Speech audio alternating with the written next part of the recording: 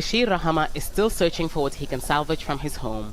It collapsed on Tuesday after flash floods in Mikelab in northern Sudan's River Nile state. It's the result of days of heavy rains in the region and rainwater from the east overflowing streams in the town. The rain started in the morning. It stopped raining for hours, and then while we were opening the streams for water to pass, the floods hit us. It didn't stop till the next morning. The rainwaters usually just flow through the stream, but this time it went over it, and no barrier or stream was able to stop it. Bashir's home was one of more than 1,700 homes destroyed by the floods in Mikelab town alone. More than 3,000 homes were damaged in Berber County, in what many here say has been the worst destruction they've seen.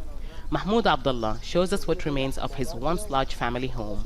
Where rooms once stood, now only rubble remains. There were 2 bedrooms there, another 2 on the other side, and a kitchen there. The water came, and in less than an hour the houses collapsed. We didn't even have a chance to take out anything, because we were busy making sure the people got out alive. Some have left their homes to seek shelter after losing nearly everything, but many others have stayed behind.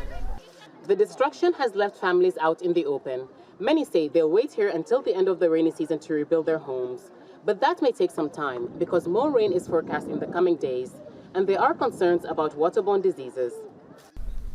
The rain and floodwaters have damaged sewage systems, and it's hard to find drinking water in some parts of the town. There is no access to clean drinking water or to a health clinic. My daughter is now sick in a tent nearby while we try to salvage what we can, but there is no medical treatment available.